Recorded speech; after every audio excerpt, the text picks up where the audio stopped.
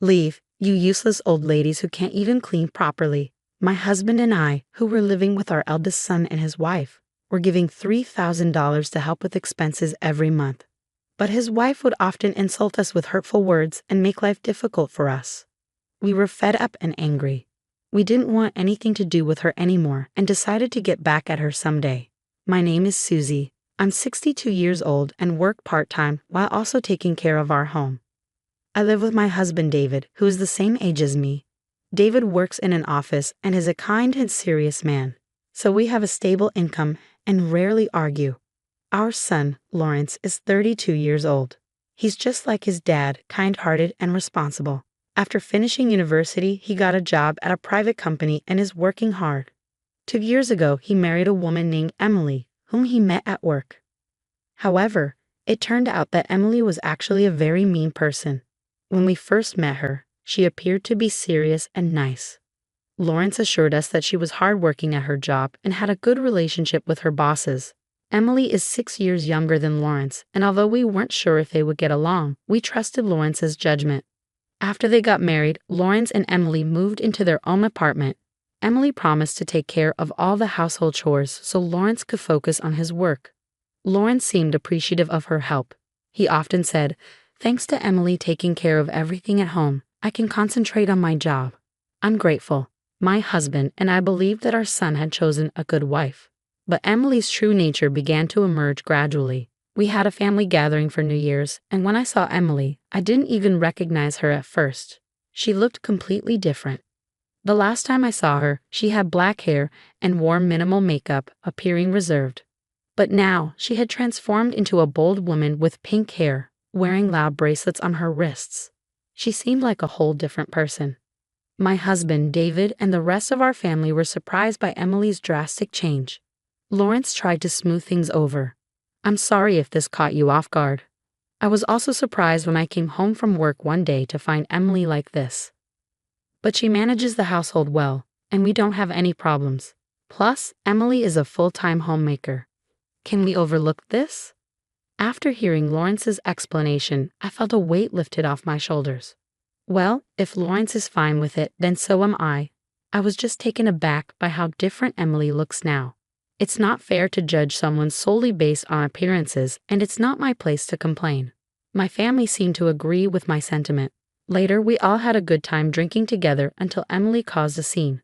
She got extremely drunk and started hurling insults at everyone around her. "You dare to defy me?" I once took down 3 classmates at once back in middle school. It became evident that she had a tendency to become aggressive when intoxicated. She even directed hurtful words at me and David, yelling, "Stop clinging onto life needlessly, you old pests. Nobody is pleased that you're still alive." Her words cut deep. There's a limit to what's acceptable, even under the influence of alcohol.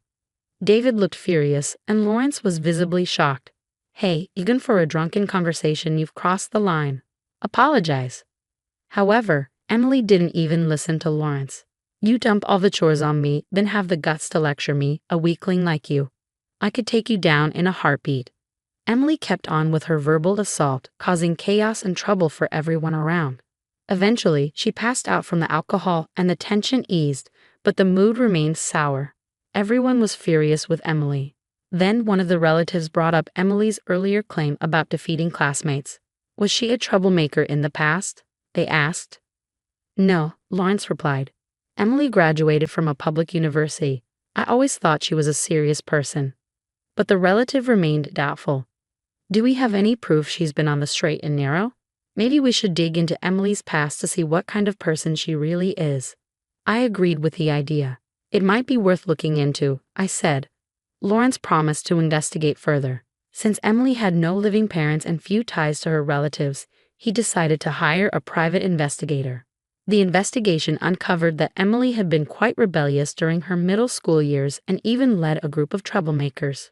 She was so infamous that even the local troublemakers followed her lead since she was in 9th grade. Concerned about her future, Emily started to put on a more serious facade. Despite graduating from a public university, she remained connected with her rowdy group of friends. Even now, when Lawrence was at work, Emily would invite these troublesome friends over, causing disturbances that annoyed the neighbors. It became clear that Emily was hiding her true nature. She was indeed a troublemaker. Frustrated by this behavior, Lawrence brought up the idea of divorce.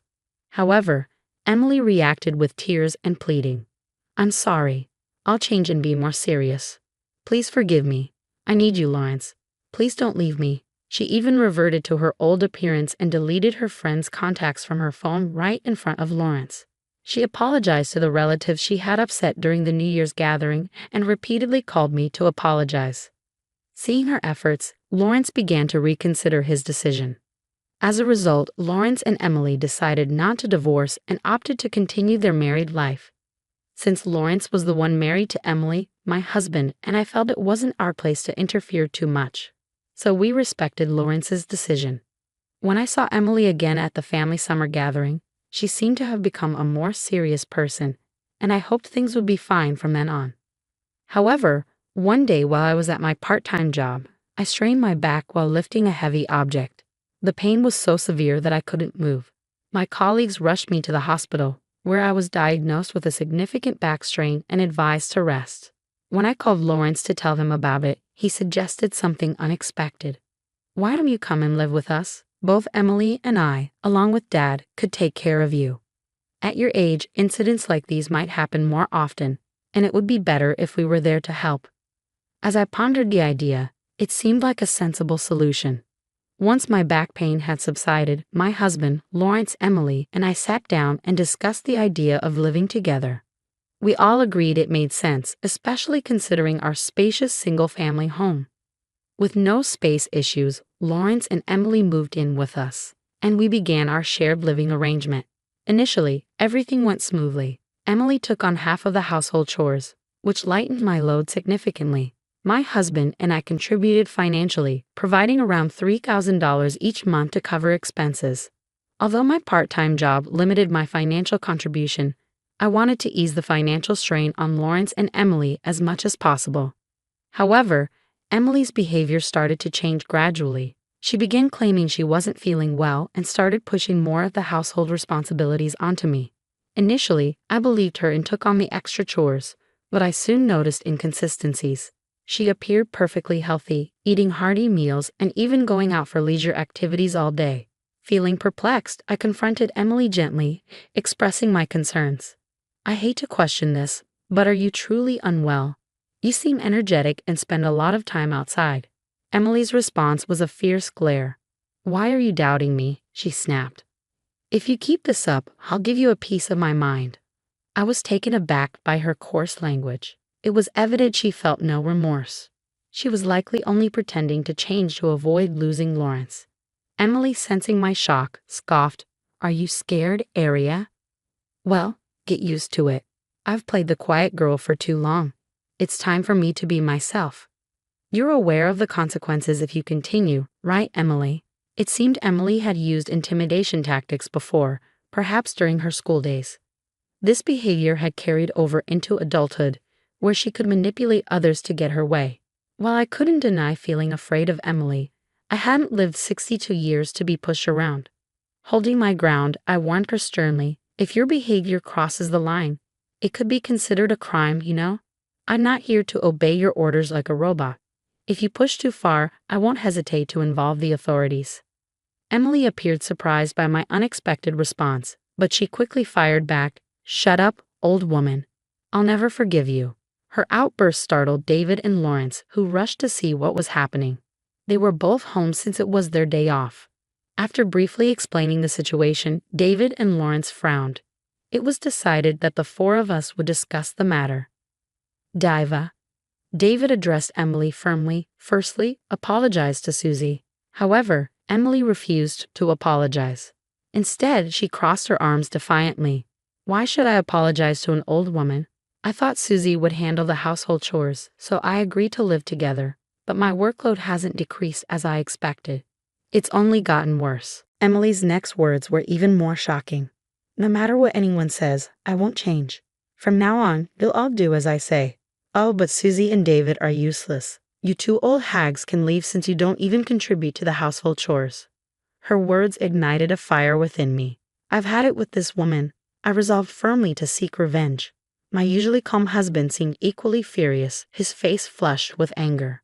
"Should we leave now feeling the same?" he asked. "Or should I distance myself from Emily immediately?" I nodded in agreement, saying, "Yes, let's go." My husband and I swiftly packed our belongings and left without delay. Although we said we were moving out, we couldn't take large items like dressers, so we planned to return for them later. Lawrence mentioned he still needed to talk to Emily, so he chose to stay behind. My husband and I headed to a budget hotel for the time being. We didn't own another house, and we didn't want to burden our friends, so we opted to stay there until we found a new place.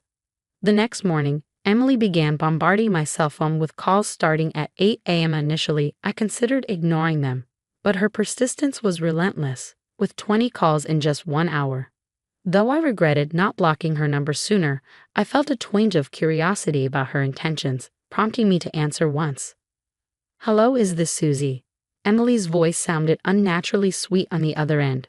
Instantly, I sensed mischief brewing, and frankly, it gave me the creeps. From her serious demeanor to her sudden shift to a cutesy persona, I couldn't help but wonder how many faces Emily could wear. Regardless, one thing was clear. I couldn't trust her, no matter which version showed up. Realizing the futility of continuing the conversation, I simply replied, "No, thank you," and promptly ended the call. I blocked her number and barred her from all messaging apps to prevent further contact. My husband, observing my actions, followed suit. As a united front, we decided to cut off all communication from Emily indefinitely. Later in the afternoon, Lawrence called me. "Mom, I've divorced Emily. I left the house early this morning and just submitted the divorce papers." He explained that when he had informed Emily of his decision the previous night, her response had been dismissive.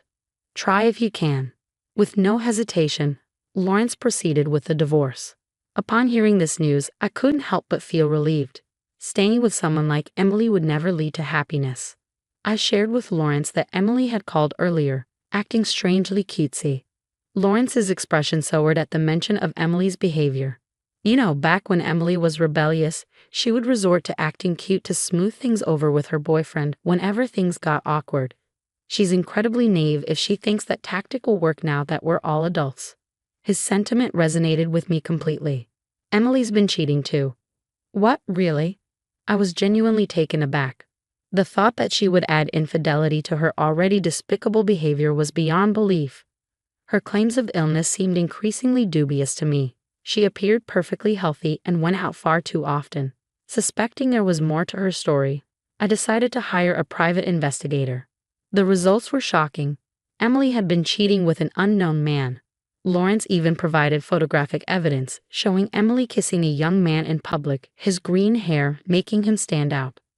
I warned Emily that I'd pursue legal action against her, and I fully intend to. "I'll also seek damages from her affair partner," Lawrence informed me. As I examined the photos he sent to my phone, Emily's nonchalant attitude in response to the accusations puzzled me. Then why did she call me? I pondered aloud. Who knows? Maybe she wanted to know where I was after I moved out. Emily never expected me to leave. She thought if she acted tough and intimidating, I'd stay, Lawrence surmised. But now that I'm gone for real, I think she panicked and tried to win me back. I sighed deeply. Regardless of her motives, I had no desire to aid someone like her. I hoped she would experience the full weight of loneliness on her own. After some time, my husband, Lawrence, and I managed to secure a new apartment where we could all live together. Initially, we contemplated evicting Emily from our old house and returning there. But considering its size and potential vacancy in the future, we deemed it more practical to sell it off. Lawrence agreed, expressing his willingness to part with the property. "Living there isn't a necessity for me. Selling it sounds like the best option," he remarked. As for Emily losing her place, it was of little concern to us. With the help of relatives, we returned to the old house to retrieve our belongings. To our dismay, Emily greeted us with a smug grin, suggesting that we resume living together. I realized I can't bear loneliness. Wouldn't it be better for us all to live together again? Plus, I want to save money and avoid paying Lawrence any alimony, she proposed audaciously. Her bold request ignited my simmering anger. If you're going to make a request, at least do so humbly. This isn't a matter for jest. No matter how you plead, I won't entertain it, I snapped. David, my husband, interjected with a cold tone. We're selling this house, so leave promptly and fulfill your obligations to Lawrence. I could never forgive you. Stop attempting to reignite our relationship." Lawrence echoed his sentiments firmly. Emily's flirtatious facade crumbled at his words. "Lawrence has a stable income, so I initially thought marrying him would allow me to relax and become a housewife. But now, there's no ulterior motive. I truly love Lawrence. And of course, I need both of you, Susie and David," Emily insisted. However, her words did little to quell the seeking anger within us. Mine, David's, and Lawrence's, only serving to stoke the flames further. In that tense moment, a previously silent relative, who had been observing the situation, couldn't remain silent any longer. They interrupted Emily with a firm voice. "Emily, you are a despicable woman. If you have so much to say, why don't we settle this with a fair fight? You seem confident about your strength." With a hint of intimidation, the relative revealed their physical prowess, reminding Emily that they had competed in a national karate competition. This relative in their 30s was well known for their strength, and we had called them in case Emily decided to cause trouble. Sensing the imminent threat, Emily recoiled. No, I don't want to fight. Once you leave, don't ever bother Susie and the rest again. Leave quickly, but before you do, offer a proper apology," the relative warned in a low voice, exuding an intimidating presence. Emily, subdued by the imposing atmosphere, acquiesced with a whimper. Emily's sudden change in demeanor caught us off guard as she swiftly replied, "Yes, I understand. I'll leave immediately. I'll leave all my large belongings here. I'm truly sorry," she groveled. "Good riddance." Packing her belongings and departing, the relative smirked. It was evident that Emily's tough facade crumbled in the face of those she perceived as stronger. As David, Lawrence, and I watched her retreat, we couldn't help but burst into laughter. With the nuisance finally gone, our moving preparations proceeded seamlessly, and we successfully relocated to our new home without any trouble.